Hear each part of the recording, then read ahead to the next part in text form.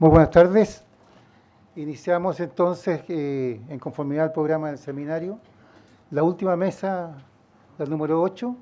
Ya han señalado el tema central que ocupa el interés de los exponentes que pertenecen a esta mesa y que en términos de conocimiento para ustedes es María Paz, ¿no es cierto?, Larrondo Vergara, ella es periodista, con un máster, ¿no es cierto?, también en Relaciones Internacionales, Seguridad y Desarrollo en la Universidad Autónoma de Barcelona, y entre sus principales actividades profesionales destaca la función en el área de cooperación y desarrollo de la Universidad de Lleida en Barcelona y también en la coordinación de comunicaciones internas de las unidades del ciclo de alumnos de la Universidad de los Andes.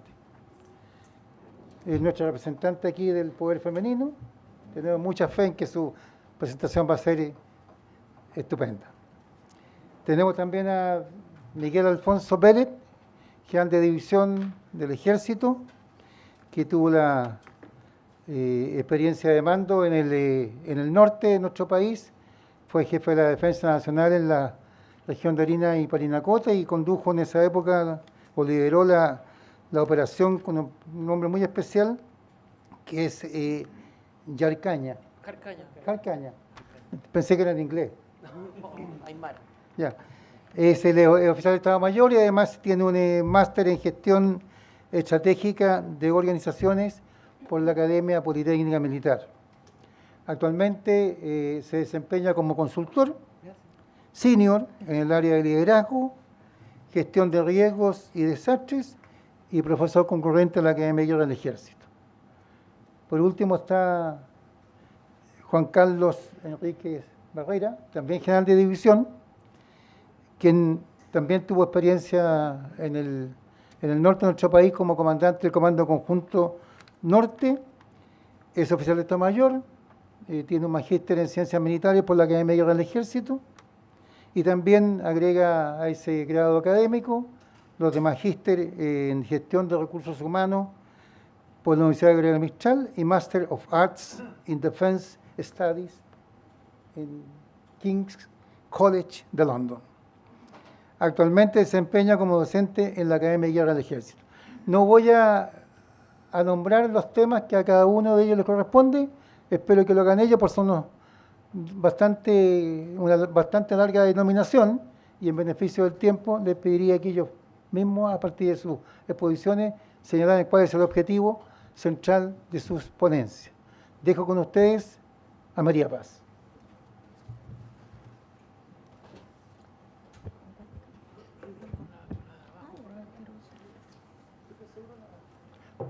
Antes de que, María, vamos a tratar de mejorar el récord de tiempo de la mesa anterior, ¿eh? Así que les agradecería el tiempo disponible, lo ocuparán en lo efectivamente que disponen. Bueno, primero muchas gracias a la universidad por la oportunidad de reflexionar en torno a estos temas y a Jorge por la invitación. Bueno, yo voy a hablar sobre las Fuerzas Armadas en operaciones distintas a la guerra en el mundo contemporáneo, centrándome en la intervención en catástrofes naturales en Chile y el papel de la ayuda militarizada a través de sus capacidades humanas y materiales para el apoyo a la comunidad de infraestructura pública. En las últimas décadas, las Fuerzas Armadas han tenido un rol activo frente a estas situaciones y sus respectivas consecuencias, entregando asistencia en los escenarios de desastre y los momentos posteriores.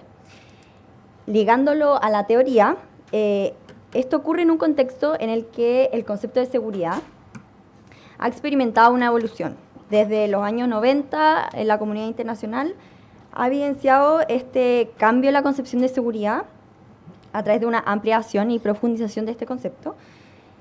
En la práctica, la seguridad tradicional, que ha estado enfocada en amenazas exteriores, priorizando la defensa de los estados y los territorios, ha derivado, por un lado, la ampliación a nuevas dimensiones o sectores que se han integrado en el concepto con sus respectivas amenazas, algunas nuevas, y por otro lado, en la profundización del análisis de los actores que inciden en el proceso, incluyendo más niveles, que ya voy a especificar.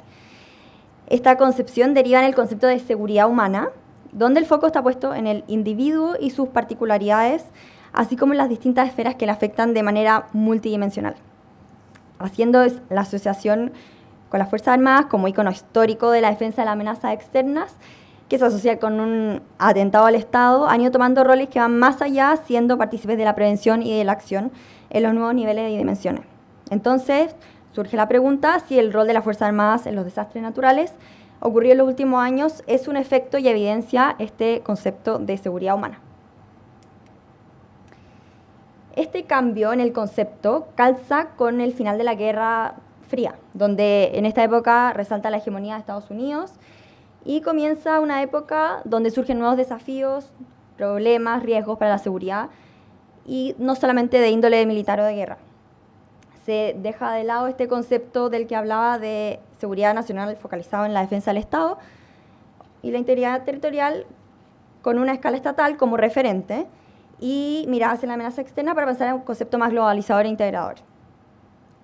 George W. Bush inicia su primer mandato en 2001, ya 10 años después de la Guerra Fría, y ahí ya vemos que tiene esta visión más amplia de lo que es el rol de las Fuerzas Armadas. En 1994, el Programa para las Naciones Unidas para el Desarrollo habló por primera vez del concepto de seguridad humana en su informe anual sobre desarrollo humano y presentó 4 características principales. Primero, un concepto universal, siendo pertinente a todas las personas del mundo, la interdependencia de sus componentes, con amenazas interconectadas y repercusiones mundiales, una prevención temprana, que garantiza en el fondo menos costo y ayuda a evitar llegar a la crisis, y antropocéntrica porque se centra en el humano y cómo vive la sociedad. Además, tiene 2 aspectos principales, que primero sería la seguridad contra amenazas crónicas y segundo, la protección contra las alteraciones súbitas y dolorosas de la vida cotidiana. En resumen, el concepto presenta una ampliación y profundización. En cuanto a su ampliación, esto se agrupa en más dimensiones que se dejan en 7 categorías principales, y cada una con su respectiva amenaza.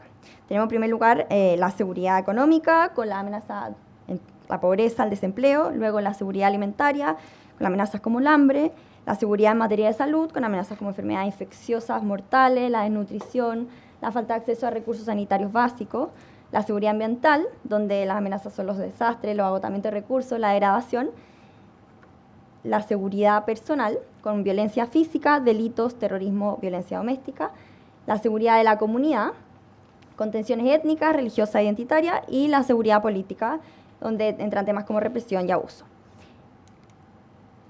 Ahí se puede ver en el fondo cómo esta mirada es más multidimensional. Y entre estos 7 elementos de seguridad humana hay vínculos y superposiciones, por lo que una amenaza o riesgo contra uno de estos elementos se puede propagar a todas las otras. En su profundización se abarcan, esta es la ampliación, entonces ahora hablamos de la profundización, donde se abarcan más niveles sobre los actores que inciden en el proceso. Antes hablamos como algo más estatal, ahora es desde el individuo, se pasa por comunidades humanas, instituciones subestatales, estatales, organizaciones regionales, organizaciones internacionales, comunidades westfalianas y la humanidad en su conjunto.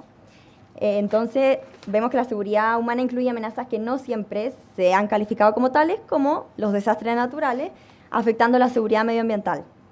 Y se debe tomar responsabilidad ante ello para proteger a la población, resguardando que no se produzcan deficiencias en otras dimensiones que pudieran ponerse en riesgo también producto de estos mismos eventos, como la seguridad alimentaria, que muchas veces está ligada a desastres ambientales. Por lo tanto, la posibilidad de ocurrencia de un desastre natural se presenta como una amenaza que puede causar daños a la población con efectos que necesitan una respuesta diligente y pronta. En contextos de emergencia es muy beneficiosa la capacidad de accionar y abarcar de las Fuerzas Armadas, ya que se encuentran presentes en todo el país con sus distintas unidades, lo que les permite actuar con un buen tiempo de respuesta y de forma eficiente. Además, su labor se puede complementar con otras organizaciones, gobiernos locales, lo que aumenta las capacidades de despliegue. Por lo tanto, en ambientes de catástrofe y relativo desorden, luego un desastre y con el objetivo de entregar la ayuda necesaria a la población, el Ejército de Chile ha sido instado a colaborar en misiones de carácter humanitario, así como también en el restablecimiento del orden. Por lo que se entiende efectivamente que el concepto de seguridad ha sido acogido en forma amplia, abarcando también estas amenazas internas relacionadas a estas otras dimensiones. En Chile, bueno, es un país que ha sufrido muchos desastres, los sufre. Estamos acostumbrados a ver terremotos, erupciones, incendios, aluviones. Nuestro país es uno de los más peligrosos para habitar, según el reporte mundial del riesgo de desastres naturales. Lo ubica en la posición número 28. Y a fin de cuentas esto deberían consecuencias humanas graves, defunciones, lesiones, riesgos, enfermedades transmisibles, escasez de alimentos, grandes movimientos de población, es decir, amenazas en diferentes dimensiones. En este contexto, la realidad nacional ha demostrado una apertura a la perspectiva de seguridad multidimensional. Hay varios autores que han señalado en los últimos años que Chile ha adoptado paulatinamente posiciones que se alejan de las nociones tradicionales de seguridad para aproximarse más a una concepción ampliada que en documentos más estratégicos se denomina polivalente. En este escenario, las Fuerzas Armadas han cumplido un rol a través de la asistencia humanitaria y el resguardo de la infraestructura pública. Hoy el Ejército cuenta con una planificación destinada a establecer las previsiones de empleo de sus medios humanos y materiales ante emergencias y catástrofes naturales, con el objetivo de apoyar a la comunidad en sus distintas acciones. Además, ha surgido una figura relevante en las emergencias, que son las autoridades militares regionales, que tienen la función de representar a las Fuerzas Armadas en los comités de gestión de riesgo del desastre y coordinar los requerimientos y recursos que disponen las Fuerzas Armadas en los territorios en la etapa previa, así como de respuesta ante una emergencia. Por lo que se ve que hay una presencia directa en ello, en los diferentes planes de preparación y acciones tempranas junto a otros organismos.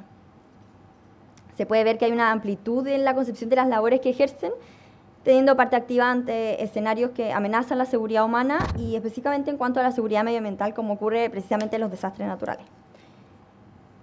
Entonces, vamos a analizar brevemente esta concepción de seguridad y el efectivo rol de las Fuerzas Armadas y como consecuente el apoyo militar a través del Ejército en Chile en situaciones de catástrofes naturales, con 3 casos tomados como referencia, viendo algunos datos, si hubo relación con autoridades, organizaciones civiles y la ayuda entregada. No vamos a ir en orden cronológico. Ahí está. El primer caso sería el terremoto, el gran terremoto que todos conocemos, del año 2010, que generó un tsunami que golpeó las costas de Chile. Es uno de los 5 mayores terremotos del mundo, el segundo peor en la historia de Chile. Produjo más de 500 muertes, cerca de 500.000 viviendas sufrieron graves daños y un total de 500.000 damnificados. El gobierno declaró estado de excepción constitucional en las regiones afectadas, lo que estableció la presencia de unidades de defensa en las zonas devastadas, movilizando a tropas con el objetivo de acelerar la entrega de ayuda, remover escombros y la reconstrucción. Además, la seguridad social también se vio comprometida con el aumento explosivo de la delincuencia, lo que vimos a través de los saqueos a locales comerciales, y eso obligó a que el Ejército tomara también un rol activo en labores de control con el objetivo de garantizar la situación de orden público. El Ejército desplegó en las regiones de O'Higgins, El Maule y Biobío, conformando la Fuerza de Apoyo Humanitario, integrada por 10.000 efectivos, luego la División Fraternidad, entidad dependiente del Cuerpo Militar de Trabajo, que aglutinó a 1.000 integrantes del Ejército, y también se levantaron más de 58.000 viviendas de emergencia, se removieron más de 400.000 escombros, se instalaron más de 12.000 kits de impermeabilización, un hospital modular de campaña y 4 puestos de atención médica especializada. Después tenemos el aluvión de Copiapó en marzo del 2015, este temporal que afectó a varias ciudades y localidades en las regiones de Atacama y Antofagasta.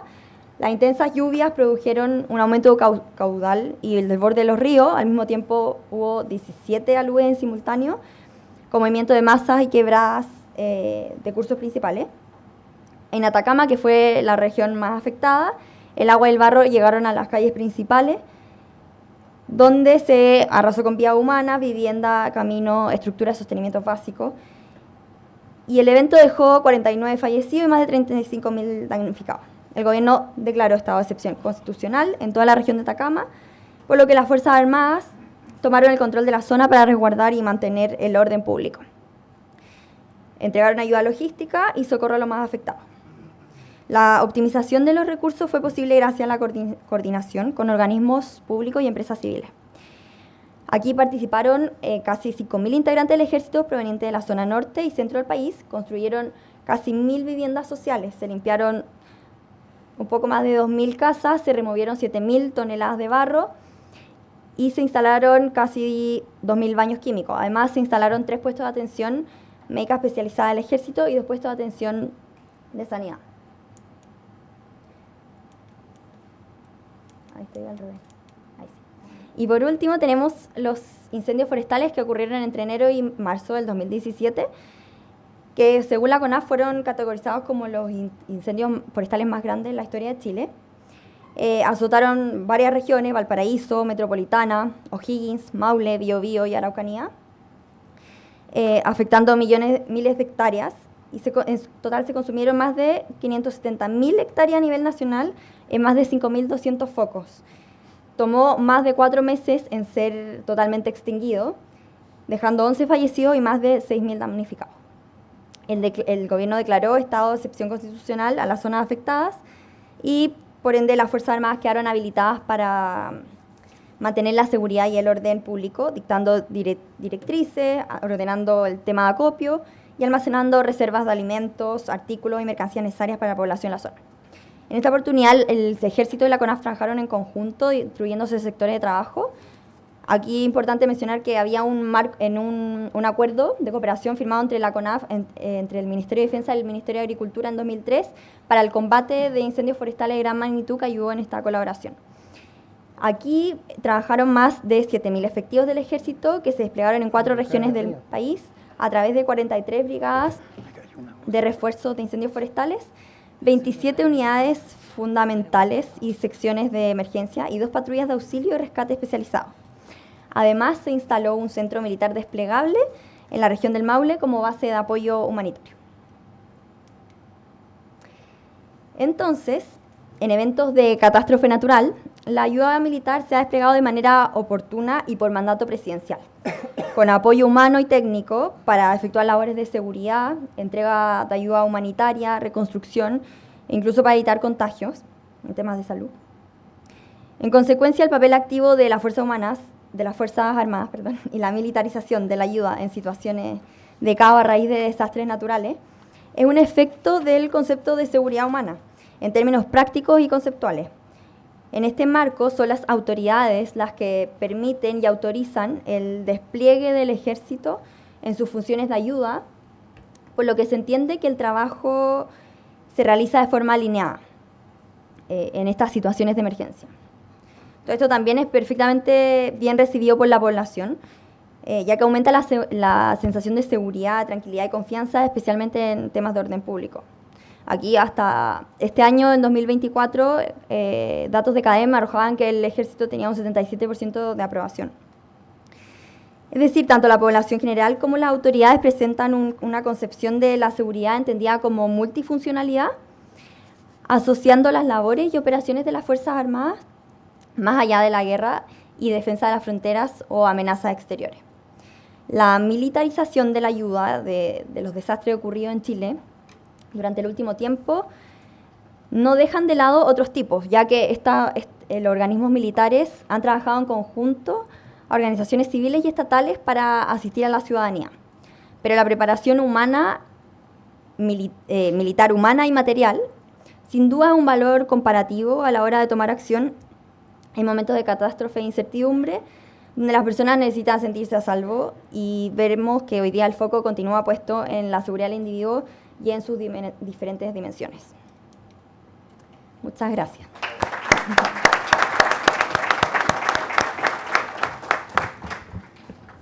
Muchas gracias, María Paz. Su tiempo, don Miguel. Siga el ejemplo anterior, por favor. Vamos a tratar.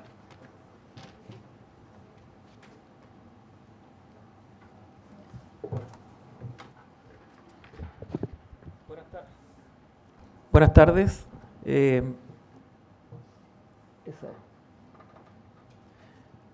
Primero que nada, agradecer la invitación a la universidad y particularmente a mi comandante Sanz. Y agradecer también la resiliencia de quienes están hoy día presentes y se mantienen aquí durante estos 2 días. Los militares tenemos una jerga que dice de que la primera víctima es un conflicto del plan, así que no hay que preocuparse de que los tiempos se hayan alargado, es parte, ¿no es cierto?, de la contingencia. y sobre ello también, y quienes hemos estado en operaciones, un aspecto importante es adaptarse, ¿no es cierto?, a la situación. Por lo tanto, voy a tratar de ser buen soldado, mi general, y mantenerme en los tiempos. Pero sí voy a aprovechar y voy a capitalizar todo lo que se ha dicho durante estos 2 días respecto a una serie de aspectos que yo voy a tocar con respecto a las operaciones militares distintas a la guerra en un contexto nacional y sobre un caso específico que es el conflicto de la Araucanía. Por lo tanto, los llamo a hacer un poquito de memoria respecto a lo que vamos a ver. Solamente la introducción y que voy a mantener es decir de que pese a todo lo que se ha hablado durante estos 2 días, el conflicto, el fenómeno del conflicto, que es un fenómeno social, se mantiene en sus diferentes, diría yo, presentaciones. Lo vamos a ver ahora. Y destaco también algunos conceptos que se han tocado y se tocaron durante estos 2 días, como el reordenamiento del sistema internacional, nuevas alianzas y stakeholders, y uno que me llamó mucho la atención, que es el populismo con apoyo del militarismo pretoriano, que lo encontré muy interesante también. Dicho eso, en este slide pretendía decir algo, pero me aproveché de lo que hoy día también partieron la primera mesa de quienes difunden las informaciones. Breaking news del día fue a las 5 de la mañana, un ataque a 2 camiones en la ruta 5, que cortó la ruta 5, por parte de un acto que fue calificado como terrorismo, y hoy día los gremios del transporte y la madera están conversando nuevamente con las autoridades y están analizando qué efectos va a tener esto. Y esto se viene repitiendo prácticamente desde el año 2021, en que se decreta el primer estado de excepción constitucional de emergencia en la macrozona sur, que abarca, gracias, ¿sí? Que abarca las regiones, y lo vamos a ver más adelante también, de la Araucanía, los lagos, los ríos y del Biobío. Por lo tanto, esto no es nuevo y es histórico también. Vamos a ver algunos aspectos interesantes. La primera reflexión o planteamiento que les quiero hacer es que, ¿me escuchan? Sí, lo que pasa es que no queda en la grabación el registro de audio. Vuelvo entonces Al podio, por favor. es una restricción. Solo el plan. Sí. Nuevamente el plan. Mi intención es de que sean capaces de formarse un juicio respecto a las operaciones militares distintas a la guerra y particularmente con respecto al conflicto mapuche en nuestro país. Por lo tanto, la pregunta que dejo planteada al inicio y que ojalá al término de la exposición en estos 15 minutos puedan tener más argumentos para así hacerlo, es que si efectivamente el conflicto mapuche demanda una solución solamente militar.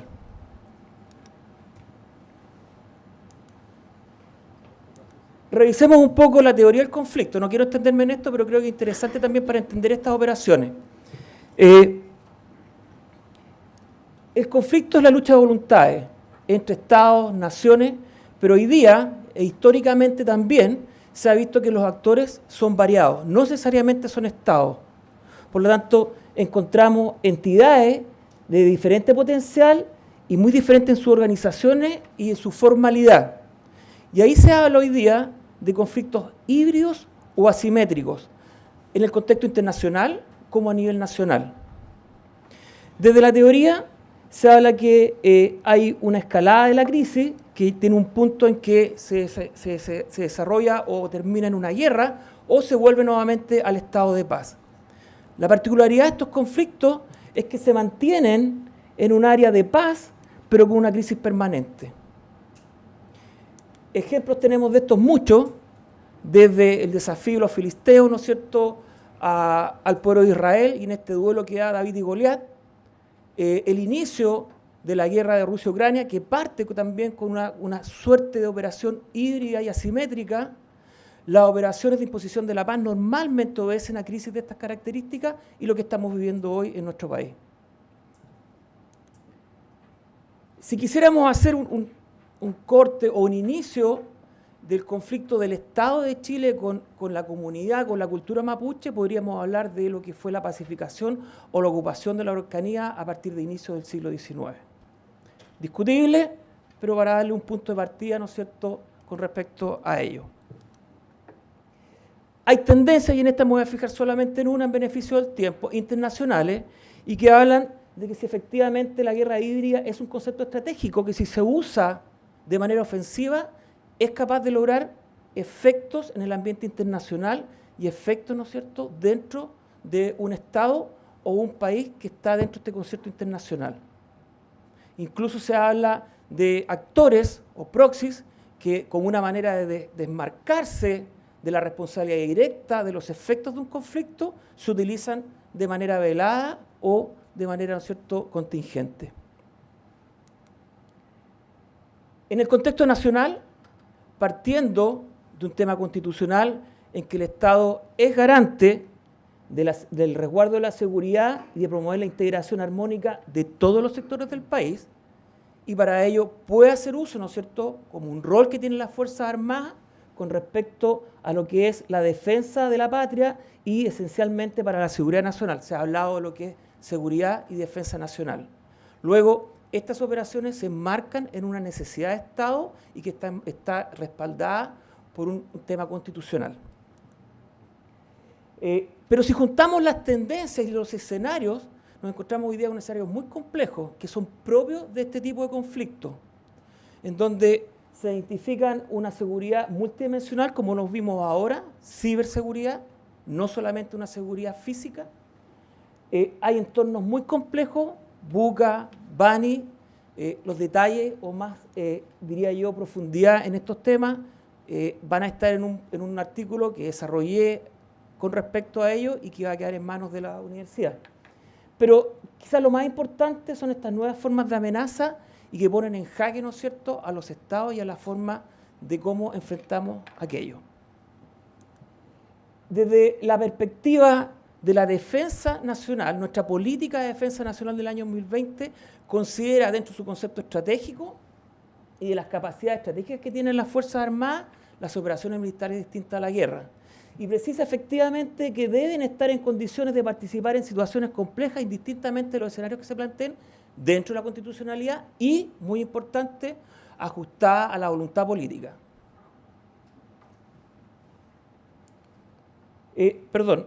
Vuelvo atrás.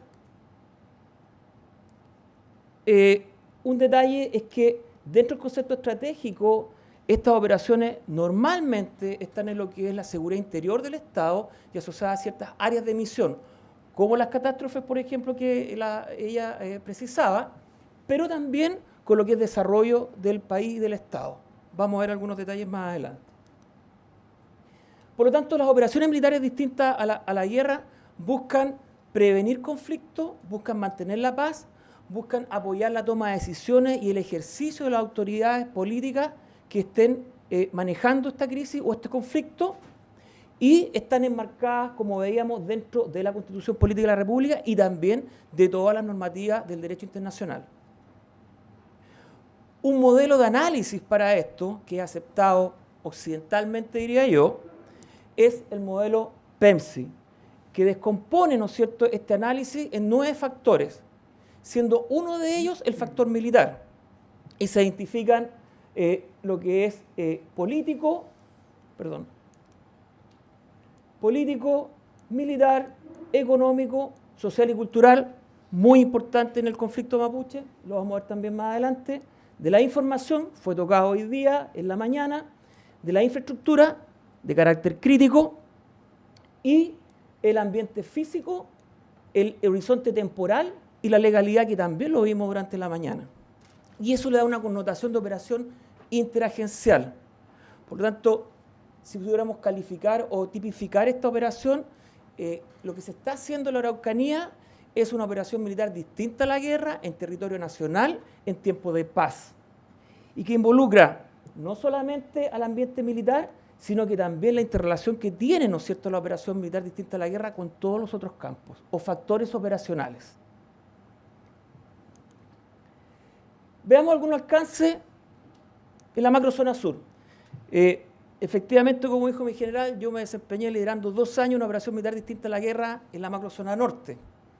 Pero cuando me pidieron el tema, mi comandante Sanz me pidió exponer, yo le dije, mi experiencia está allá. Pero eché mano a una reserva estratégica que es el general de brigada Rubén Castillo, que se desempeñó como jefe de la Defensa Nacional de la Araucanía desde septiembre del año 22 hasta marzo del año 23, que está hoy día presente aquí, y generosamente me entregó mucha información y experiencia que se ha tenido en la macrozona sur, en la particularidad del caso. En cuanto a la legalidad y a la legitimidad, ya lo vimos, se han promulgado más de 40 decretos supremos prorrogando los diferentes estados de excepción desde el año 21 hasta ahora. Y se han promulgado también un par de leyes importantes con respecto a ello, como la de infraestructura crítica. Pero aquí los quiero llevar. El tipo de operación en esta como nomenclatura que tiene el aparato militar pueden considerar operaciones militares distintas a las guerras de protección, de ciberseguridad, de apoyo a las autoridades. Esa tipificación se da con respecto a la situación que se esté viviendo, a la exigencia que dé, ¿no es cierto?, el conflicto y a la voluntad política que esté, ¿no es cierto?, marcando la tendencia de esa operación, el objetivo o el estado final deseado. Veamos un par de aspectos con respecto a estos factores. Tomé el ambiente físico arbitrariamente porque nos da algunas, diría yo, complejidades que tiene esta operación. Ese es el enmarque territorial, y lo vimos, ¿no es cierto?, al inicio, que tiene desde el punto de vista de la organización político-administrativa en el país. 4 regiones, desde la región del Biobío hasta los lagos. La visión de Estado. La visión de la cultura del pueblo mapuche. El Gualmapu y el Galumapu desde la cordillera hacia la costa. Esa es su visión territorial del conflicto.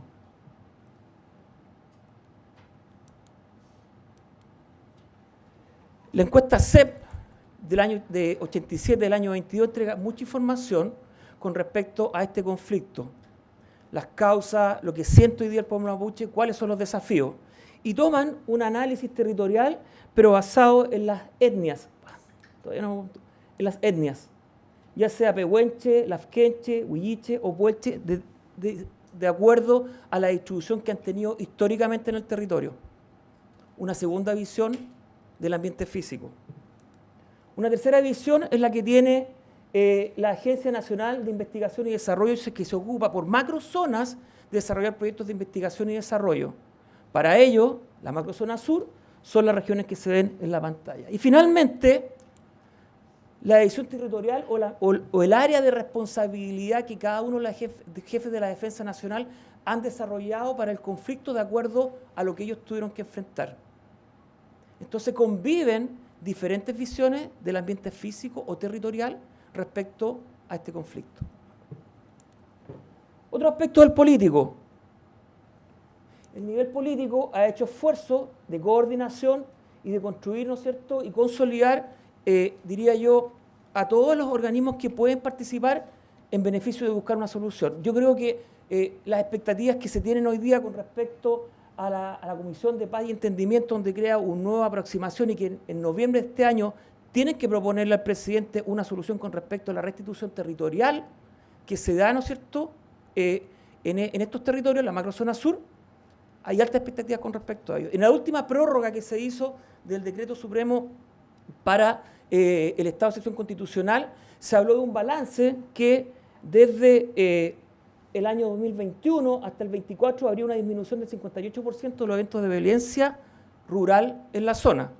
Sería interesante contrastar eso con los resultados que la autoridad militar que está a cargo, ¿no es cierto?, de esta operación militar resistente a la guerra tiene respecto a los criterios de éxito logrados, desde el año 21 al 24 o del último año.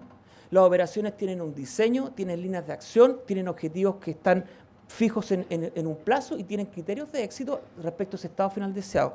Sería interesante contrastar la visión que hay desde lo político y lo militar.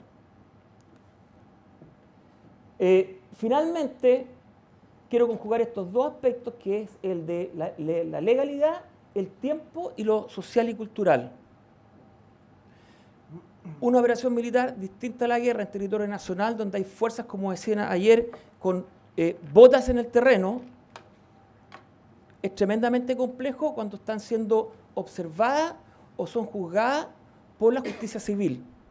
donde se da este dilema de que actúan de jure, ¿no es cierto?, con un respaldo legal, pero de facto lo que ocurre, los enfrentamientos, las situaciones que se presentan son tremendamente complejas. Se habla, ¿no es cierto?, de una legalidad o de una ley negativa, o sea, que castiga, ¿no es cierto?, de una manera a lo mejor injusta. Bueno, hemos tenido casos que creo que son interesantes de analizar también con respecto a ello. Y eso pese a que existe una legislación y se está trabajando en ello, sobre todo lo que es infraestructura crítica y reglas de uso de la fuerza, se relaciona con el origen del conflicto y la persistencia en el tiempo. Desde que se inicia la presencia del Imperio Hispánico, ¿no es cierto?, a través de los parlamentos, después viene toda una ocupación militar, viene un esfuerzo de educación, viene un esfuerzo de restitución, viene un esfuerzo de evangelización también. O sea, este conflicto ha pasado por diferentes etapas en la historia a partir del inicio del siglo XIX y antes. Bueno, ¿en qué etapa estamos viviendo y cómo eso, la temporalidad se da con lo que se está haciendo con estas operaciones militares distintas a la guerra? ¿Y por qué? Porque efectivamente es un conflicto híbrido y es asimétrico. Entonces también interesante sería ver cómo esta legalidad puede respaldar y darle legitimidad, o sea, que sea la causa justa con respecto a lo que se está haciendo y que lo que están ejerciendo, en este caso, las Fuerzas Armadas, a través de una operación militar distinta a la guerra, en un conflicto que lleva mucho tiempo. La última reflexión, y habiendo expuesto, es que si efectivamente el problema del conflicto mapuche demanda una solución netamente o estrictamente militar. Muchas gracias.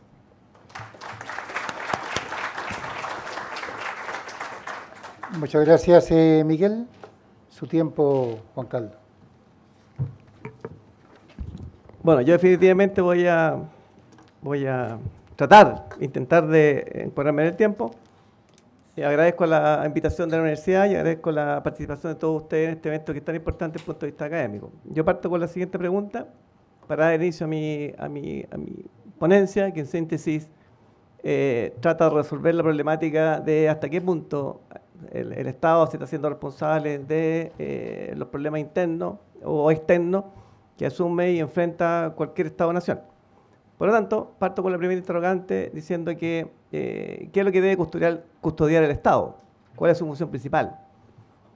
Y una segunda interrogante es qué tareas de seguridad debe asignar el Estado a los distintos instrumentos que el Estado cuenta para poder preservar y alcanzar los distintos intereses nacionales en función de los objetivos que cada Estado debe tener. Por lo tanto, con esas dos interrogantes, también asumo de que hoy día el mundo contemporáneo está en permanente riesgo, por lo tanto las amenazas están latentes en cualquier parte del mundo, por lo tanto pensar en un escenario ideal pareciera poco factible. Por lo tanto, cobra absoluta relevancia la introducción que hizo Miguel Alfonso en el sentido de que el conflicto es permanente y hay una contraposición de intereses entre distintos actores. Por lo tanto, la resolución de esas contradicciones tienen distintas formas de resolverlas. ¿Esta es la primera o la segunda? La de abajo. Por lo tanto, el conflicto existe. Y si existe conflicto, lo que nosotros tenemos que hacer de distintas aproximaciones y teorías es entenderlos, es ver las relaciones que se deben producir entre los distintos actores, es entender cómo el sistema internacional puede actuar en función de preservar la paz mundial y también entender por qué definitivamente hoy día están surgiendo la guerra o los conflictos armados. Si uno logra entender la teoría desde el punto de vista del conflicto, pudiese también buscar un grado de conformidad con respecto a lo que estamos viviendo hoy en día. Y como esto es así, hoy día en pleno siglo XXI estamos viviendo una de las principales guerras que nos traen a rememorar aquellas crueldades propias de la Primera y Segunda Guerra Mundial. Y en este modelo es que yo los quiero invitar también a ver aquellas responsabilidades que tiene el Estado en función de su seguridad. ¿Qué se entiende por seguridad? La seguridad es una condición que debe ser alcanzada. No es una condición que uno la tiene ganada. es una condición que debe ser alcanzada. Por lo tanto, es algo esperado.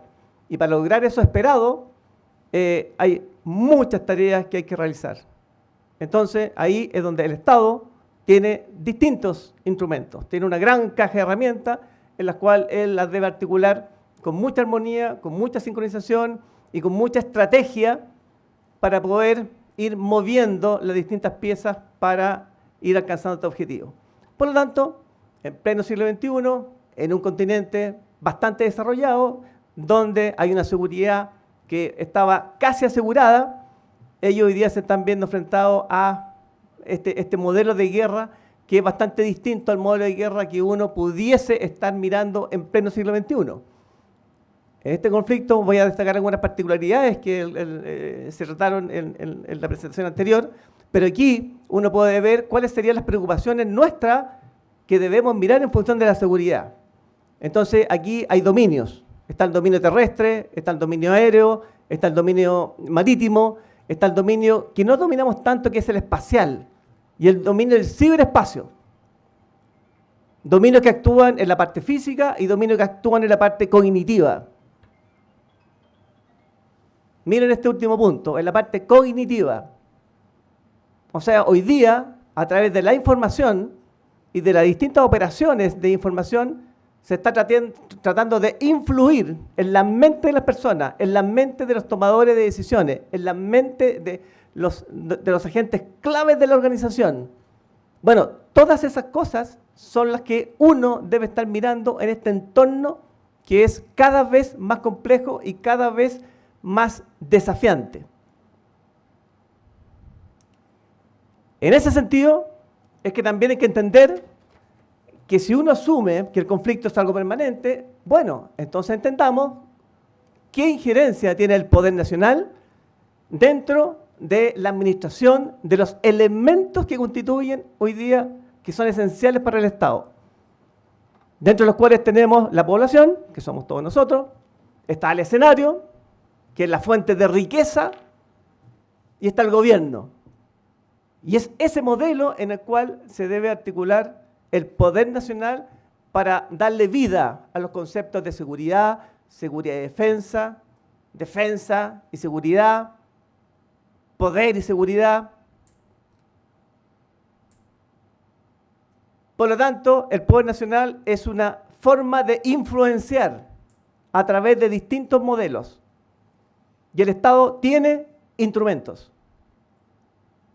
Y hoy día estamos mirando instrumentos que van desde lo conservador, pero ya hoy día esos instrumentos que son de una mirada bastante conservadora, hoy día hay instrumentos que son bastante más contemporáneos y que son propios de la experiencia de estos conflictos que vimos con anterioridad.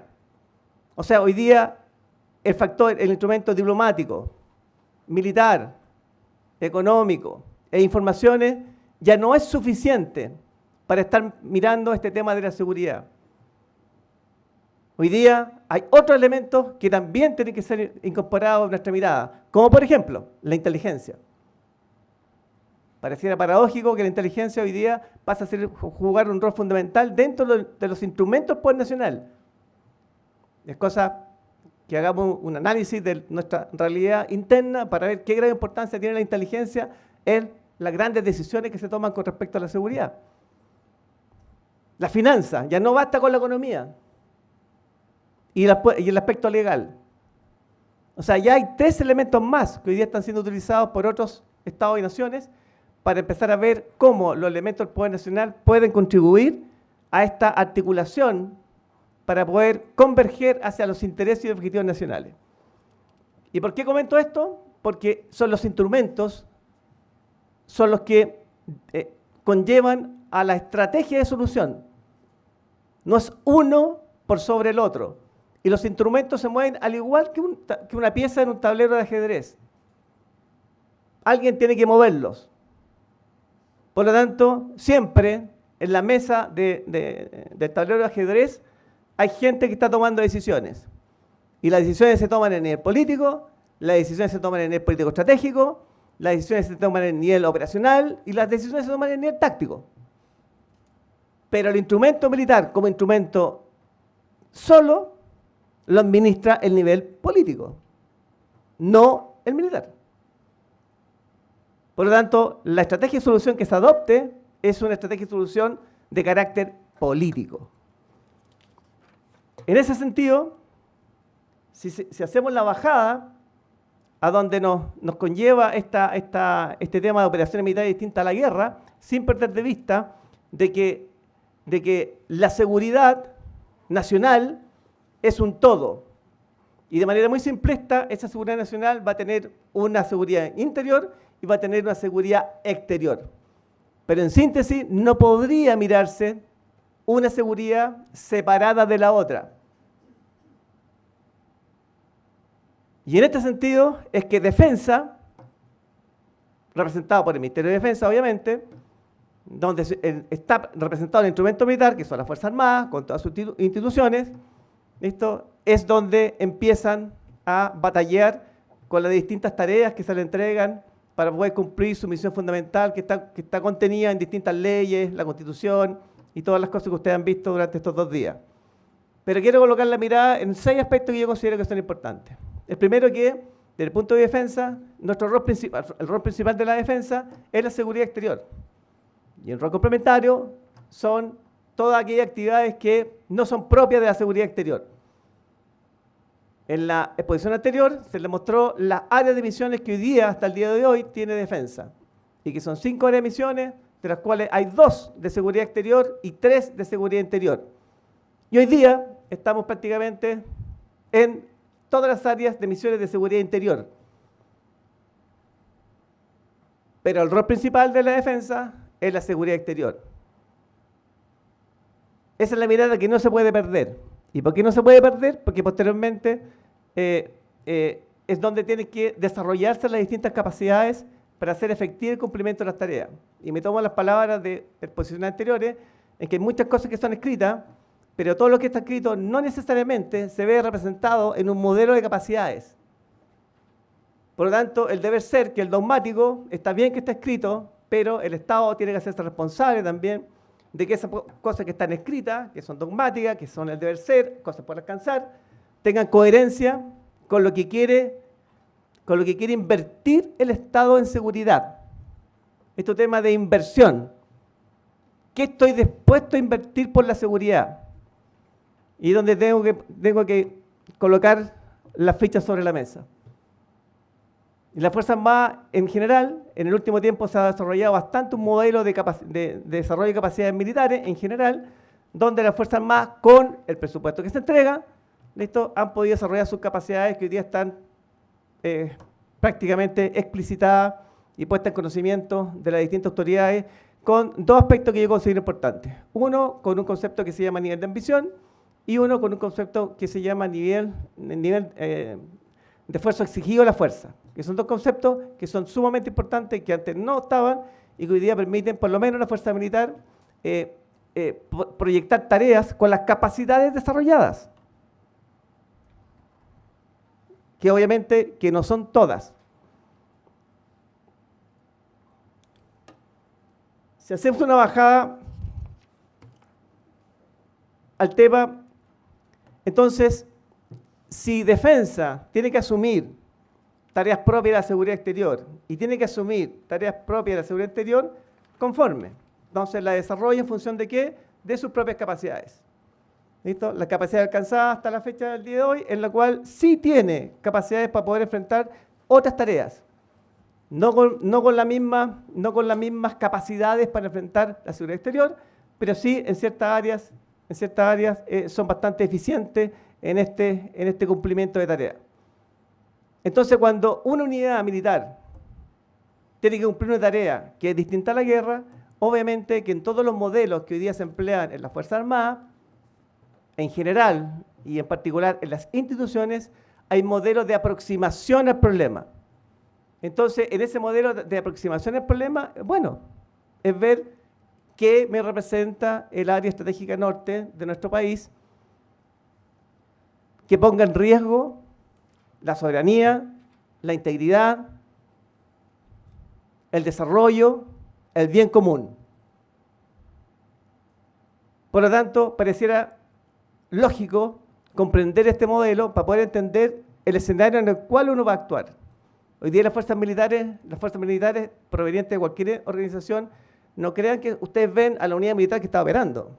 Detrás de esa unidad militar hay sistemas de puestos de mando, sistemas de cuarteles generales, que están trabajando todo este modelo analítico, prospectivo, de cómo ese escenario se está comportando para poder entregar una solución que sea coherente, una solución que contribuya a la autoridad política para hacer efectiva esa estrategia que alguien resolvió.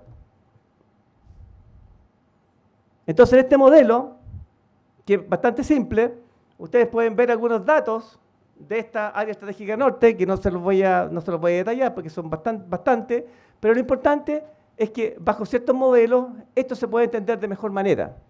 Porque todos, las personas que trabajan en el área estratégica norte, siendo militar y político, a lo menos deberían tener una mirada común del problema.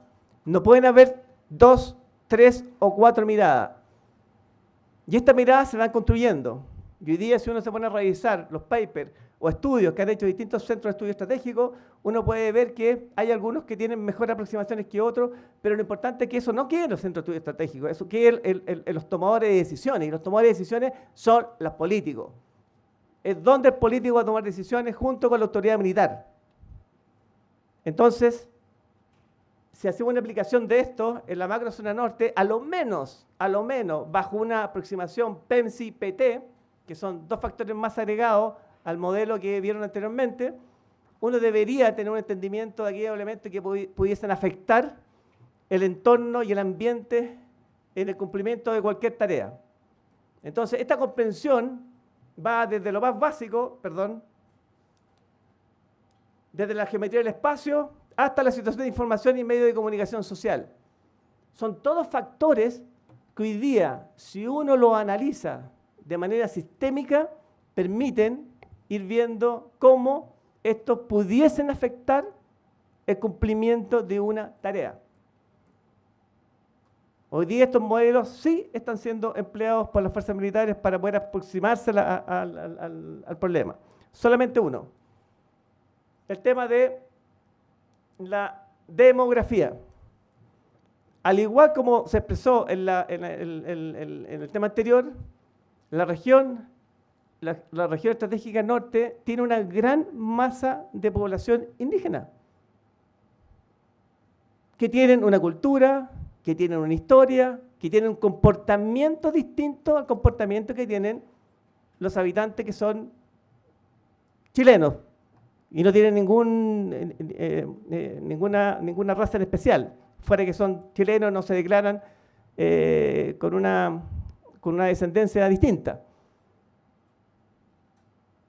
Tratar a esas personas hoy día es un problema que está dentro de la estrategia de solución, porque la aproximación a esas personas es distinta. Cómo les habla, cómo se dirige uno a ellos, cómo respeta su cultura, cómo respeta sus tradiciones, cómo respeta sus tiempos, cómo respeta sus ancestros, cómo respeta sus movimientos en la frontera. Para ellos no hay frontera. Pero también se transforma en una vulnerabilidad, porque son propensos, ¿listo? Son propensos a que otros actores influyan a través de ellos. Entonces, en este modelo, si uno este modelo lo aplica y extrae aquellas cosas que son importantes, obviamente que la mirada y la concepción del problema va a estar mucho más clara para llevarla a un modelo de planificación. Este modelo, el diagrama de interferencia o diagrama de aproximación entre actores, es un modelo que es perfectamente aplicable a la problemática nuestra, ya sea en la macrozona sur o en la macrozona norte, porque tiene algo relacionado que lo han tratado, a lo menos durante toda la mañana, que tiene relación con el crimen organizado transnacional. Entonces, en este modelo, ustedes ven cómo crimen organizado transnacional en sus distintas dimensiones, todo lo que son círculos son actores, todo lo que son líneas es el grado de relaciones, y todo lo que son cuadrados son las variables que yo les doy una cierta asignación. Entonces, si esta es la insurgencia, crimen organizado transnacional, ¿listo? Está en contraposición, ¿listo?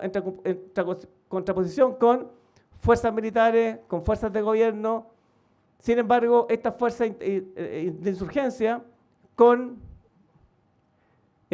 aldeanos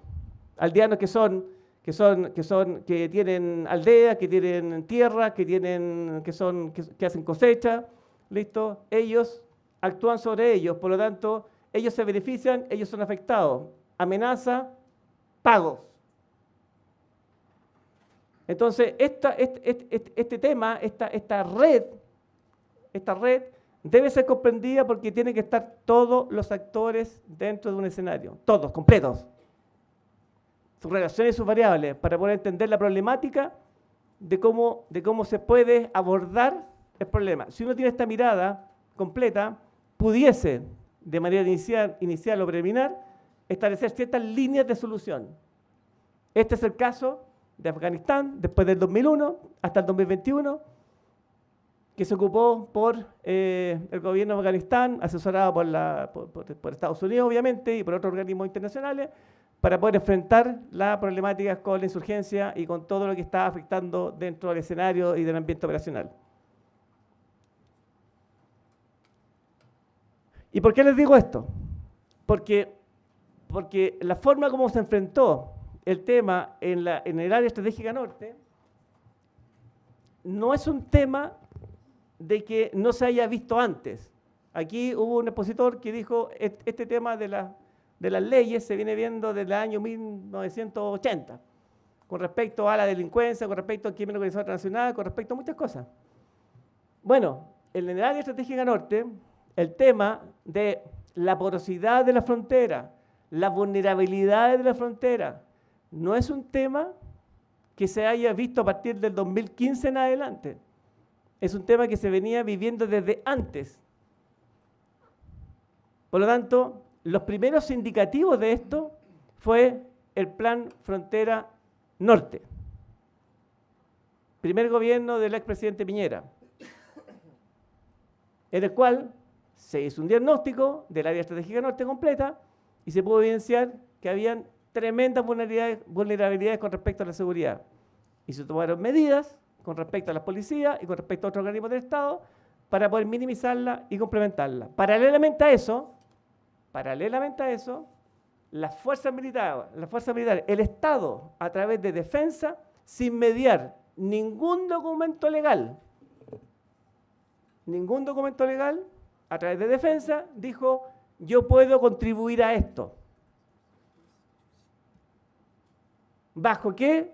Bajo el modelo de entrenamiento, bajo el modelo de instrucción, bajo el modelo de tener una participación más en zonas que están aisladas, fronteras interiores.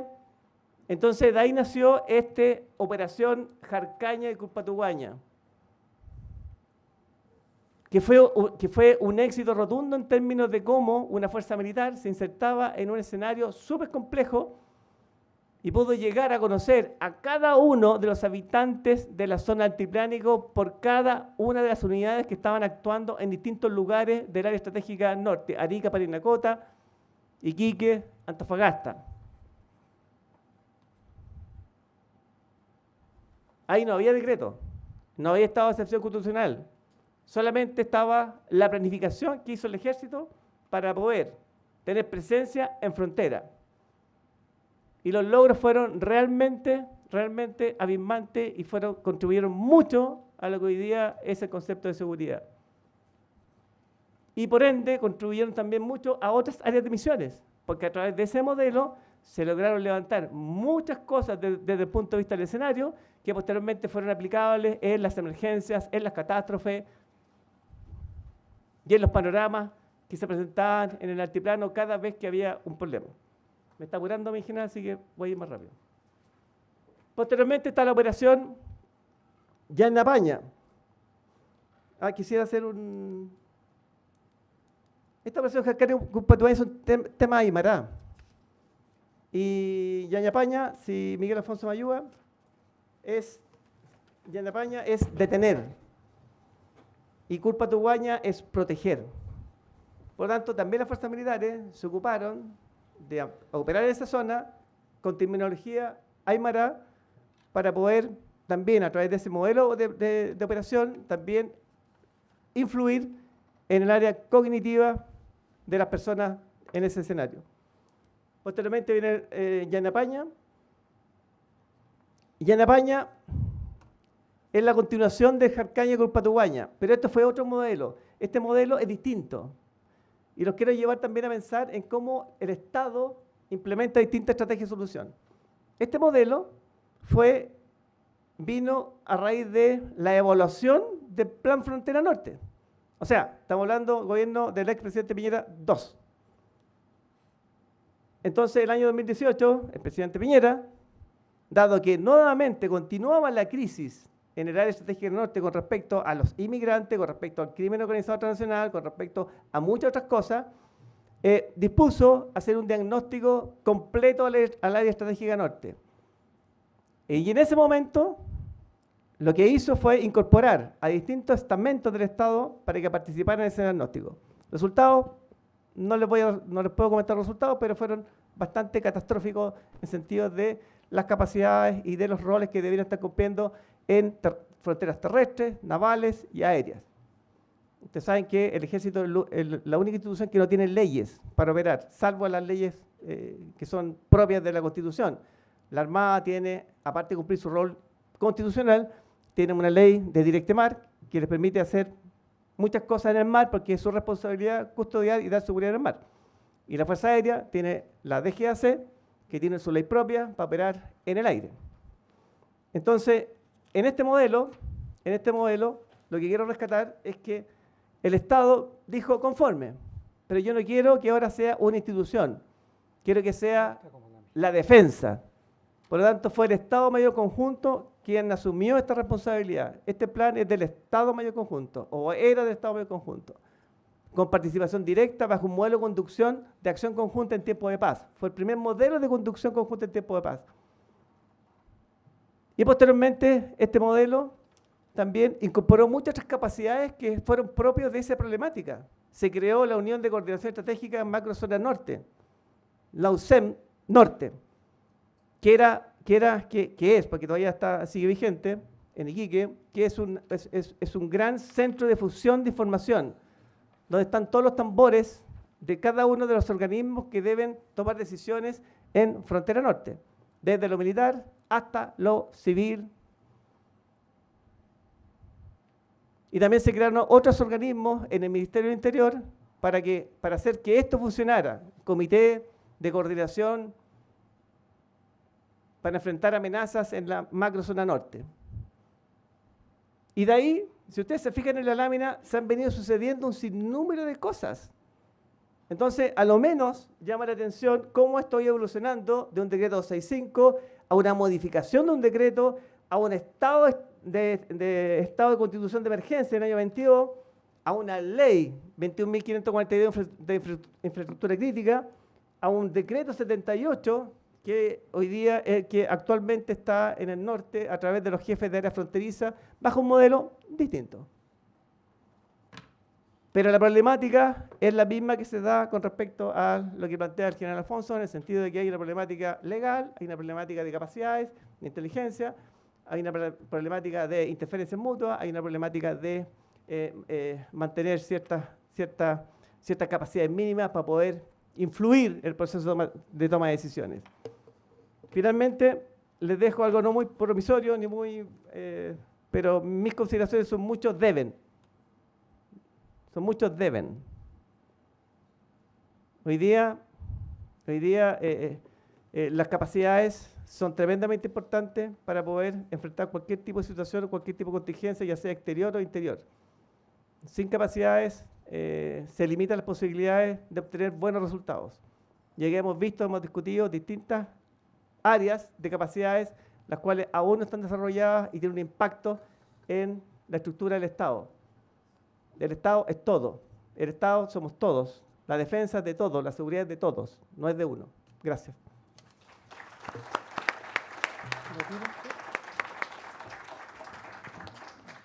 Muchas gracias a nuestros ponentes y tenemos dos preguntas y un planteamiento. La primera pregunta para el general Miguel Alfonso, que le señala que planteó responder a la problemática de los mapuches.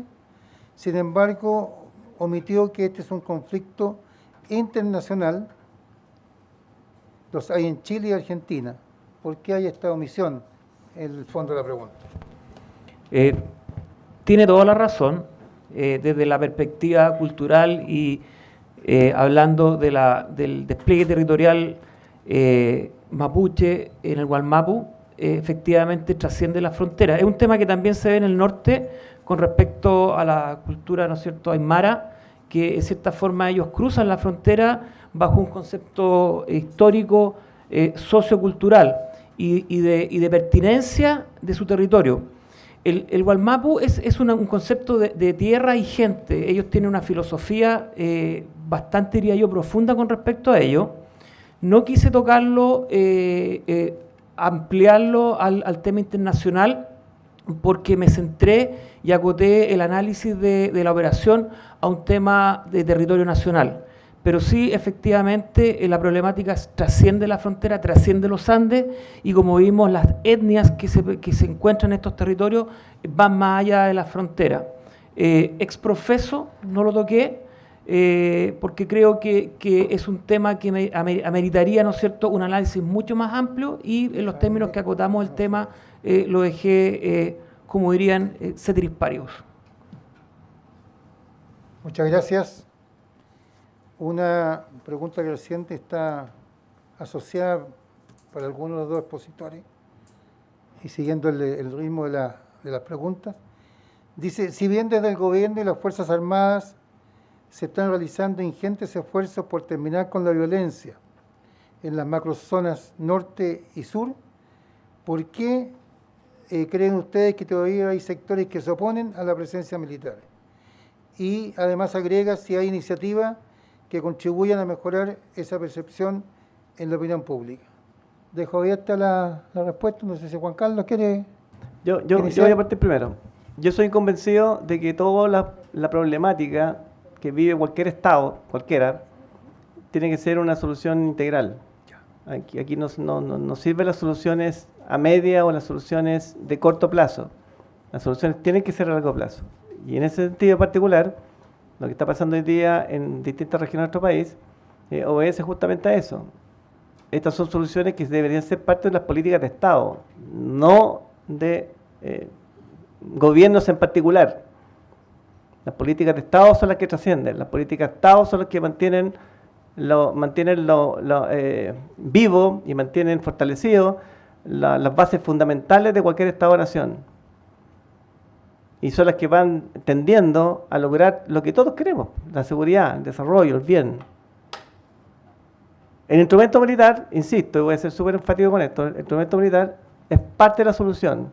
Y hoy día, bajo la metodología de Arthur Leake, en que objetivos, modos, medios y riesgo, hoy día el empleo de la fuerza militar es solamente de baja intensidad, muy limitado, y está entre la disuasión, que es un concepto del conflicto, y de lo coercitivo.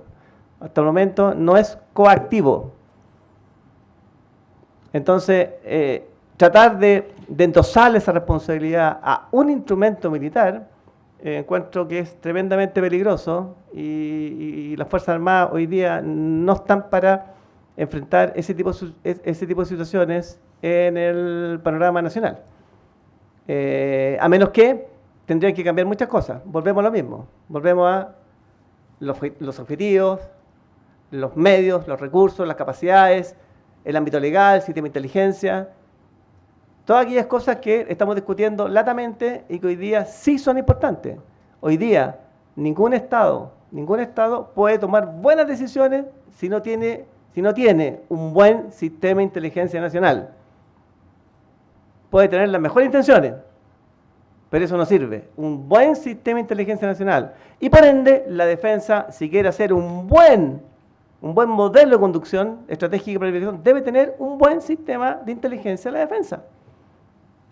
Y esto no es privativo solamente de las instituciones de las Fuerzas Armadas, también la parte privada debe aportar meterse dentro del sistema de inteligencia nacional. cualquier solución que se tome debe ser vista por esa perspectiva. Por eso yo creo que hoy día ustedes han escuchado a distintos comandantes en jefe hablar un poco más sobre esto, porque ellos están custodiando eso, están custodiando de que nada contravenga con este modelo. ¿Para qué están las Fuerzas Armadas? Nosotros tenemos que disuadir. Por lo tanto, habría que entender muy bien el tema de disuasión. Uno deja de disuadir cuando es poco creíble, cuando ya se desgastó. Y eso no le puede pasar a las Fuerzas Armadas. Por lo tanto, las Fuerzas Armadas tienen que prevalecer ese concepto, hacer efectivo ese concepto, que hasta el día de hoy lo hemos hecho. Si ustedes se fijaron, en Frontera Norte, por mucho tiempo, la disuasión fue efectiva. Fue muy efectiva. Yo les podría contar otras cosas, pero porque firmé un tema de confidencialidad, me tendría que ir a no sé a dónde, pero me tendría que arrancar. No se vaya nada. ¿Ya? Pero eso es. Hay un planteamiento aquí que se lo voy a entregar como respuesta a Jean Alfonso, que es muy simple, está escrito en términos de esa condición, digamos. Hoy nosotros tomamos una solución militar al conflicto mapuche. Es por un costo político, nacional e internacional. ¿Qué referencia nos puede hacer respecto a eso? No me atrevería a emitir un juicio de valor con respecto a si el gobierno no lo hace por esa razón. Sí puedo decir de que las decisiones que se toman con respecto a este tipo de conflictos, con la trascendencia que tienen, el derrotero que han tenido históricamente, obviamente que tiene un costo político. Y como decíamos, los conflictos en su complejidad, una de las cosas que es difícil de predecir son los resultados o aquellas cualidades emergentes producto de una solución. El conflicto mapuche es un conflicto territorial, sociocultural, pero si ustedes, yo lo llamo a que revisen la encuesta CEP 87 y vean cuáles son, ellos tienen categorizado en algunas preguntas, cuáles son las preocupaciones con respecto al estado que tiene el pueblo mapuche. No son los territorios. Lo que ellos más tratan de recuperar y mantener es su cultura. Entonces, yo creo que esta mesa que va a entregar en noviembre se supone una respuesta integral no solamente a lo territorial, sino que también a lo sociocultural. Puede ser una buena aproximación y una buena decisión, pero que va a tener un costo político seguramente para el gobierno. Pero decir si no lo ha tomado por eso, no creo tener los elementos de juicio con respecto a ello. Muy bien. Y la última se trata de una consulta en materia de recursos presupuestarios para el cumplimiento de estas nuevas funciones. Entonces, en síntesis, la pregunta señala que da estos nuevos roles en materia de seguridad y también de catástrofes, si en los últimos años se han asignado los recursos presupuestarios suficientes a las Fuerzas Armadas para cumplir con estas tareas.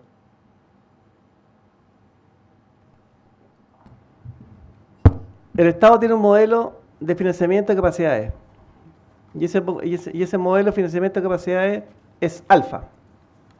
Posteriormente tiene algo que es complementario, que es el modelo de compensar el gasto militar en operaciones militares distintas a la guerra, que es beta.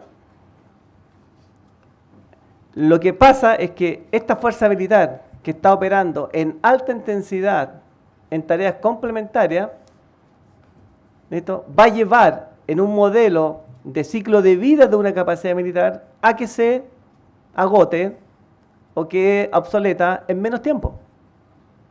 Por lo tanto, el modelo de renovación o de adquisición de nuevas capacidades va a ser más temprano, en algunas áreas. Entonces, el modelo de capacidades militares que hoy día tienen las Fuerzas Armadas, en general, así funcionamos, ¿listo?, obedece un modelo en que tiene factores. Y esos factores son la sigla MERODICI, que es material, organización, doctrina, equipo, infraestructura, información y otros elementos, son los que completan esa capacidad. O sea, la capacidad nosotros no la vemos por el vehículo. No es el hombre, no es el tanque, no es 2 vehículos, 3 vehículos o una patrulla. Por lo tanto, cualquier cosa que interfiera en ese modelo, en el modelo que se están empleando capacidades militares para ser empleadas, entre comillas, en operaciones militares de guerra, ¿listo? Nosotros, el Estado tiene que custodiar esa capacidad para que cuando se requiera esté en condiciones de ser empleada. Y eso es súper, súper complejo. Miguel. Solamente un alcance aquí, sí me voy a piscinar y ya mi condición de retiro, no creo que me vayan, pero más asociado a lo que planteó María Paz. Cuando fui jefe de la Defensa Nacional en el terremoto del 2014, en Arica, Parinacota, que se declaró estado de excepción constitucional, todos los recursos, combustible, material, horas hombre, desgaste de los sistemas de armas que hicimos, en todo el despliegue y el apoyo que, tal como explicaba muy bien María Paz, hizo el ejército, en este caso, ninguno retornó, como quien dice, yo siendo comandante de la brigada y después comandante de la división, ninguno retornó. O sea, se cargó a la casa. Lo que hoy día está ocurriendo también, y lo que decía Juan Carlos Enrique, los ciclos de vida de los sistemas de armas que se adquieren están pensados en la instrucción y entrenamiento y para la defensa exterior. Y adicionalmente, algunos de esos sistemas de armas, sobre todo los logísticos, se ocupan ya sea en emergencia y catástrofe o en las operaciones que hoy día se están desarrollando. Pero es un desgaste adicional. Y no voy a tocar el tema de personal en que un comandante de una compañía, ¿no es cierto?, grado capitán, tiene que dividir su tiempo entre la instrucción, el entrenamiento, los despliegues, la recuperación del material. También hay un costo humano también, que tocaba también María Paz, con respecto al personal de las Fuerzas Armadas y particularmente del Ejército, con estos ciclos de alta intensidad que demandan las catástrofes o, por ejemplo, las operaciones militares distintas a la guerra. Muchas gracias. Bien, pues le agradecemos a ustedes su asistencia aquí. Un aplauso. Y con esto damos término a la mesa 8. Muchas gracias.